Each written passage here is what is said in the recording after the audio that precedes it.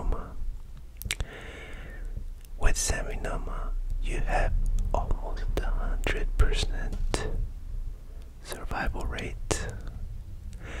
Bob's shoulders inhale themselves up in a long draw. Then drop, drop, drop in jerking sobs. Draw themselves up. Then drop, drop, drop. I've been coming here every week for 2 years, and every week Bob wraps his arms around me and I cry. You cry, Bob says, and inhales and sobs. Go on now and cry. The big wet face settles down on top of my head and I am lost inside. This is when I cry. Crying is right at hand in the smothering dark, close inside someone else. When you see how everything you can ever accomplish will end up as trash. Anything you're ever proud of will be thrown away. And I am lost inside. This is as close as I've been to sleeping in almost a week. This is how I met Marla Singer.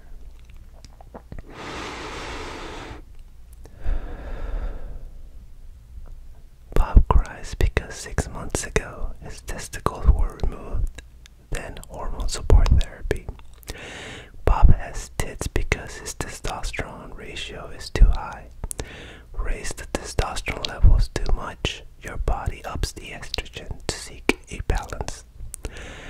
This is when I'd cry because right now your life comes down to nothing and not even nothing, oblivion.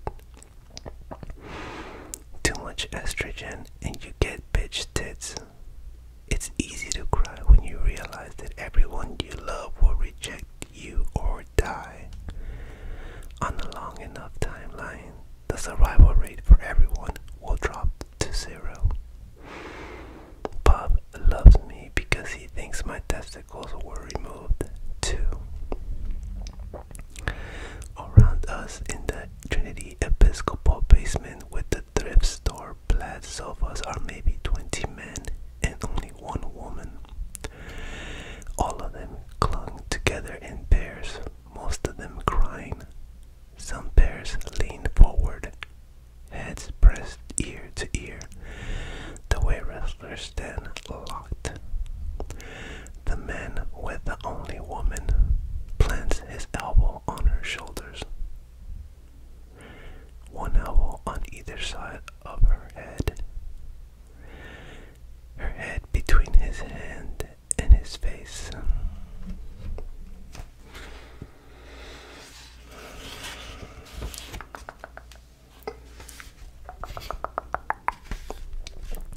Crying against her neck. This woman's face twists off to one side and her hand brings up a cigarette. A peek out from under the armpit of Big Bob. All my life, Bob cries, why I do anything I don't know. The only woman here and remaining men together, the testicular cancer support group. This woman smokes her cigarette under the burden of a stranger and her eyes come together with mine. Baker, Baker, Baker. Short, matte black hair, big eyes the way they are in Japanese animation, skim milk thin, buttermilk sallow in her dress with a wallpaper pattern of dark roses. This woman was also in my tuberculosis support group Friday night. She was in my melanoma roundtable Wednesday nights. Monday night, she was in my firm believers leukemia rap group. The part down the center of her hair is a crooked lightning bolt of white scalp. When you look for these support groups, they'll have vague upbeat parasites is called Free and Clear. The group I go to for brain parasites is called Above and Beyond. And Sunday afternoon, every meeting met together in the basement of Trinity Episcopal. This woman is here again. Worse than that, I can't cry with her watching. This should be my favorite part, being held and crying with Big Bob without hope. We all work so hard all the time. This is only place I've ever really relaxed and give up. This is my vacation. I went to my first support group 2 years ago after I'd gone to my doctor about my insomnia again. 3 weeks and I hadn't slept. 3 weeks without sleep and everything becomes an out-of-body experience. My doctor said insomnia is just a symptom of something larger. Find out what's actually wrong. Listen to your body.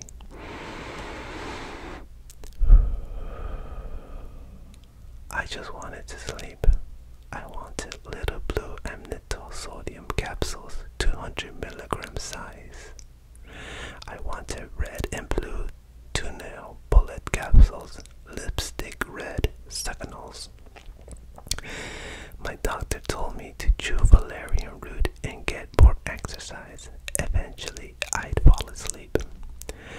The bruised old fruit way my face had collapsed. You would have thought I was dead. My doctor said if I wanted to see real pain, I should swing by my first Eucharist on a Tuesday night. See the brain parasites, see the degenerative bone disease, the organic brain dysfunctions, see the cancer patients getting by. So I went. The first group I went to there were introductions. This is Alice. This is Brenda. This is Dover. Everyone smiles with that invisible gun to their head. I never give my real name at support groups. The little skeleton of a woman named Chloe with the seat of her pants hanging down, sad and empty. Chloe tells me the worst thing about her brain parasite was no one would have sex with her. Here she was, so close to death that her life insurance policy had paid off with $75,000, and all Chloe wanted was to get laid for the last time. No intimacy, just sex.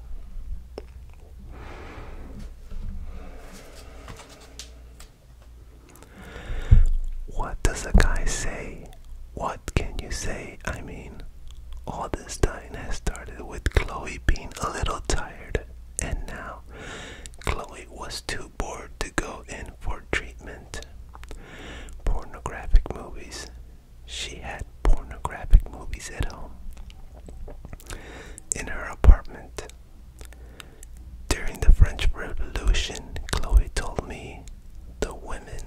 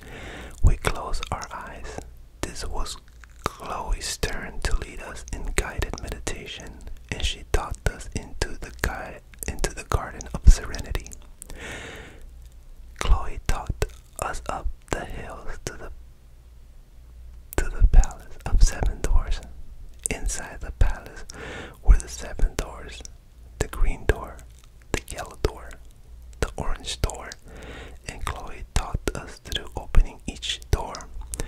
The blue door, the red door, the white door, and finding what was there.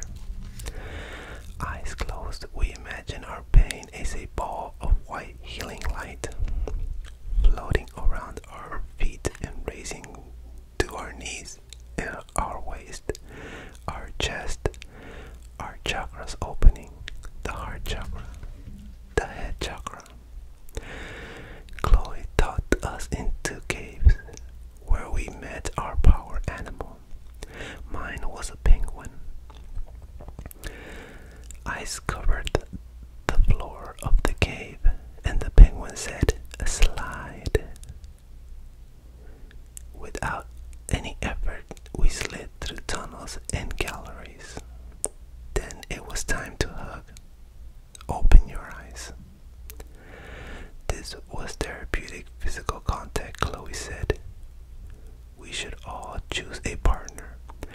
Chloe threw herself around my head and cried. She had strapless underwear at home and cried. Chloe had oils and handcuffs and cried as I watched the second hand on my watch go around 11 times. So I didn't cry in my first support group 2 years ago. I didn't cry in my second or my third support group either. I didn't cry at blood parasites or bowel cancers or organic brain dementia. This is how it is with insomnia. Everything is so far away, a copy of a copy of a copy. The insomnia distance of everything. You can't touch anything and nothing can touch you. Then there was Bob. The first time I went to testicular cancer, Bob, the big moosey, the big cheese bread, moved in on top of me in remaining men together and started crying. The big moosey thread right across the room when it was hug time. His arms at his sides, his shoulders rounded, his big moosey chin on his chest, his eyes already shrink, wrapped in tears, shuffling his feet knees together, invisible steps. Bob slid across the basement floor to heave himself on me. Bob pancaked down on me, Bob's big arms wrapped around me. Big Bob was a juicer, he said. All those salad days on Dynaball and then the racehorse steroid Winstrol. His own gym.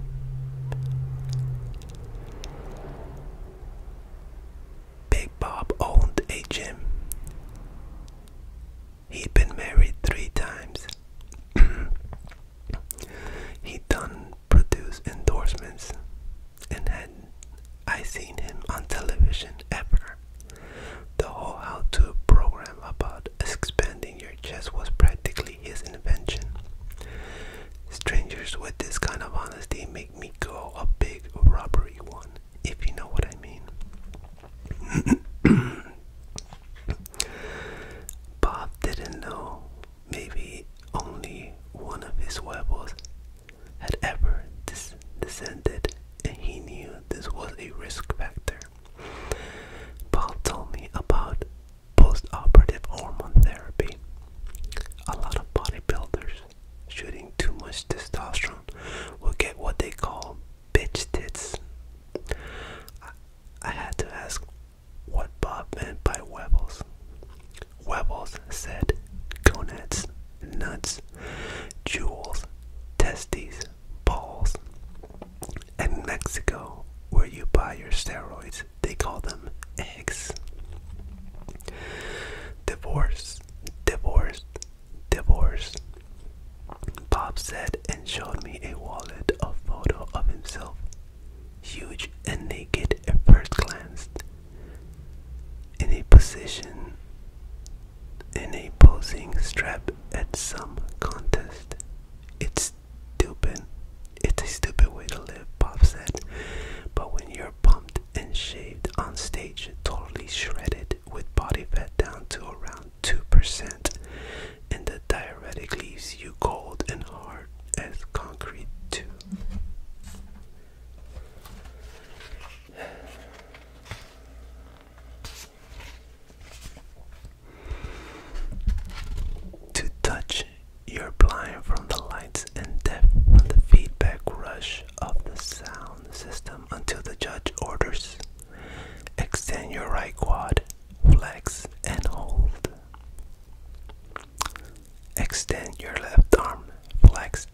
sip and hold. This is better than real life. Fast forward, Bob said to the cancer. Then he was bankrupt. He had two grown kids who wouldn't return his calls. The cure for bitch tits was for the doctor to cut up under the pectoral and drain any fluid.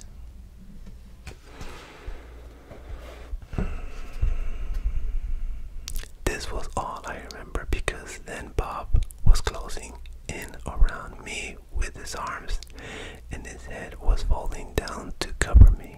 Then I was lost inside oblivion, dark and silent and complete. And when I finally stepped away from his soft chest, the front of Bob's shirt was a wet mask of how I looked, crying. That was 2 years ago, at my first night with remaining men together. At almost every meeting since then, Bob had me cry. I never went back to the doctor. I never chewed the valerian root. This was freedom. Losing all hope was freedom. If I didn't say anything, people in a group assume the worst. They cry harder.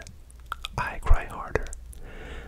Look up into the stars and you're gone. Walking home after a support group, I felt more alive than I've ever felt. I wasn't host to cancer or blood parasites. I was the little warm center that the life of the world crowded around. And I slept.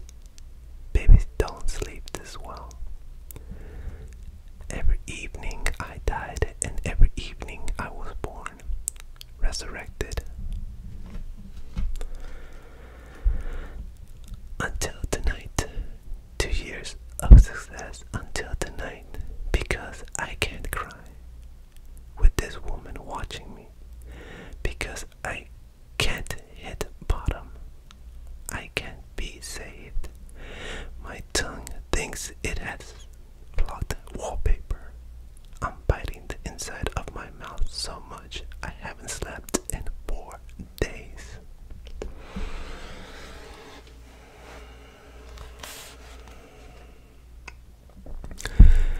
With her watching, I'm a liar. She's a fake. She's the liar. At the introductions tonight, we introduce ourselves. I'm Bob. I'm Paul. I'm Terry. I'm David. I never give my real name. This is cancer, right? She said.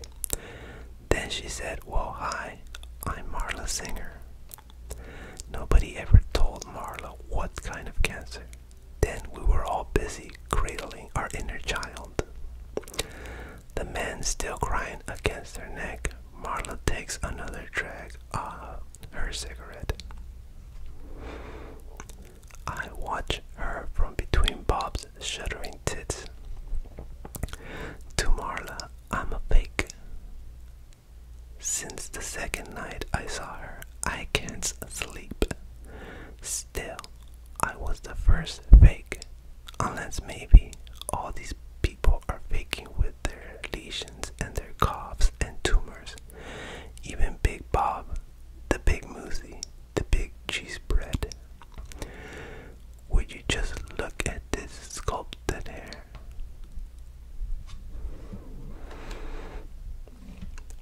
Marla smokes and rolls her eyes now. In this one moment, Marla lies reflect my lie, and all I can see are lies. In the middle of all their truth, everyone clinging and risking to share their worst fears, that their death is coming head on, and the barrel of a gun is pressed against the back of their throat. Well, Marla is smoking and rolling her eyes, and me, I'm buried under a sobbing carpet, and all of a sudden even death and dying rank right down there with plastic flowers on video on a non-event. you're crushing me. I try to whisper, then I don't. Bob. I try to keep my voice down, then I'm yelling, Bob. Bob, I have to go to the can.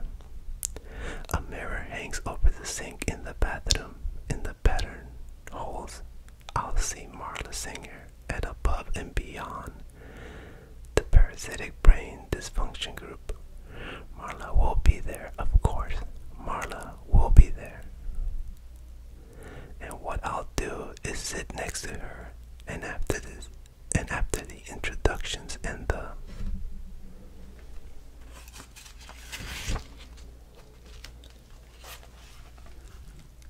guided meditation, the 7 doors of the palace, the white healing ball of light, after we open our chakras, when it comes time to hug, I'll grab the little bitch, her arms squeezed tight against her sides, and my lips pressed against her ear. I'll say, Marla, you big fake, you get out. This is the one real thing in my life, and you're wrecking it, you big tourist. The next time we meet, I'll say, Marla, I can't sleep with you here. I need this.